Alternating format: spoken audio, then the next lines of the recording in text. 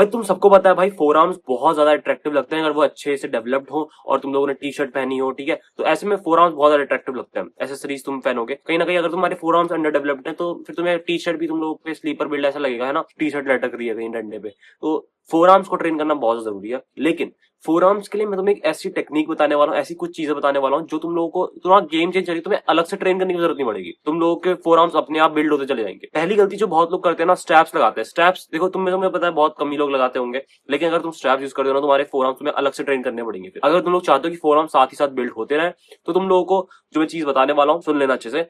पहली चीज है भाई, स्ट्रैप्स को बिल्कुल यूज नहीं करना है, ठीक है, स्ट्रैप्स को फेंक दो क्योंकि उससे तुम्हारी बहुत ज्यादा स्ट्रेंथ में, स्टेबिलिटी में बहुत ज्यादा प्रॉब्लम आती है। सो पहली चीज स्ट्रैप यूज नहीं करना है। दूसरी चीज कि तुम लोगों को अगर फोर आर्म्स को साथ साइड बाय साइड बिल्ड करते हुए चलना है, ऐसा नहीं कि अलग से एक्सरसाइज तुम लगा रहे हो तुम, क्योंकि बोरिंग लगती है कहीं ना कहीं, है ना, कि तुमने पूरी जिम की एक्सरसाइज मार ली उसके बाद तुम लोग फोर आर्म्स ट्रेन कर रहे हो, ताकत नहीं बचती है और मन भी नहीं करता। मन होता है कि भाई जल्दी निकल सके जिम से, निकलते हैं। तो फोर आर्म्स को तुम्हें ट्रेन करने का सबसे इजीएस्ट थिंग जो तुम कर सकते हो ना, वो है कि तुम लोगों को, अब देखो जो तुम्हारा हाथ है, इसमें जो ये थंब है ना, ये काम क्या करता है?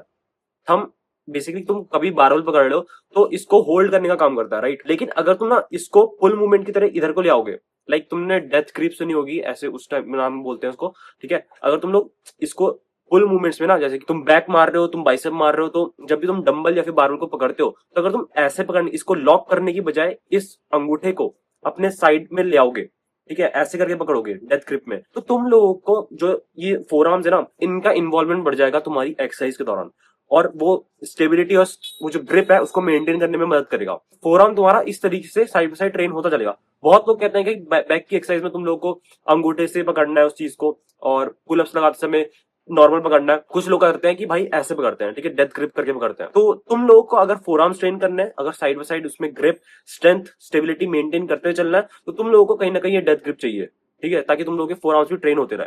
फिर वो फोर आर्म्स का जो स्ट्रेंथ है उससे वो चीज होल्ड होगी, क्योंकि अंगूठे का पूरा काम जिम के टाइम पे या फिर ट्रेनिंग के टाइम पे यही है कि तुम्हें वो जो बारबल है उसको पकड़ना है। अगर तुम लोग उस ग्रिप को नहीं यूज कर रहे हो, डेथ ग्रिप यूज कर रहे हो, तो कहीं ना कहीं तुम्हारे फोर आर्म्स इन्वॉल्व हो जाएंगे अगर तुम डेथ ग्रिप यूज करोगे। बहुत सिंपल चीज है, पहली चीज स्ट्रैप यूज नहीं करना है, दूसरा डेथ ग्रिप करनी है। जब भी तुम बैक, या फिर ऐसा नहीं कि तुम चेस्ट में लगा रहे हो फिर डेथ ग्रिप, ठीक है, तो फिर वो बहुत ज्यादा रिस्की है, तुम्हारे मुंह पे गिर सकती है पूरी बारबल।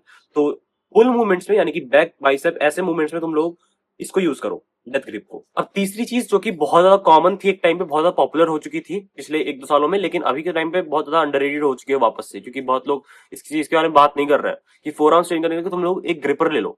सिंपल, कोई भी फैंसी ग्रिपर मत लो जिसमें एडजस्टेबल हो, वो सब मत लो। नॉर्मल जो एक ग्रिपर आता है ना, सिंपल वाला ले लो, 100-150 में आ जाएगा, ठीक है, उसको ले लो। एक ग्रिपर ले लो और बस उसको कभी भी दिन के किसी भी समय तुम बस करते रहो। पढ़ाई कर रहे हो, यूट्यूब वीडियोस देख रहे हो, कुछ भी कर रहे हो, उसको यूज करते रहो, ठीक है। ग्रिपर एक ऐसी चीज है जो अकेला तुम लोगों की पूरे फोर आर्म्स बना देगा। ग्रिपर एंड सेकंड जो मैंने तुम्हें ग्रिप बताई, ठीक है, उस ग्रिप से अगर तुम पुल मूवमेंट्स लगाओगे और ग्रिपर यूज करोगे, स्ट्रैप्स को कभी यूज मत करना, दैट्स अ मिस्टेक, ठीक है। हाँ, अगर तुम लोग पावर लिफ्टिंग करना चाहते हो या फिर वो करना चाहते हो कि तुम लोग फोर आर्म्स को अलग से ट्रेन कर लोगे, ठीक है, ज्यादा अच्छा माइंड मसल कनेक्शन चाहिए, तब तुम स्ट्रैप्स को यूज करो। लेकिन स्ट्रैप्स इतने ज्यादा जरूरी होते नहीं है, वो फिर इलीट लेवल बॉडी बिल्डिंग हो जाएगी अगर तुम लोग कुछ तगड़ा ही बहुत स्पेसिफिक कर रहे हो। अब तुम्हें बहुत लोग, तुम लोग पूछ रहे होगे कि भाई कितने सेट लगाए हम ग्रिपर से, है ना, कितनी एक्सरसाइज करें। तो तुम बस ग्रिपर लो और जितना तुम कर सकते हो, कोई मैं तुम्हें 20 रैप लगा लो या फिर 3 सेट लगा लो, ऐसा कुछ नहीं बोलूंगा।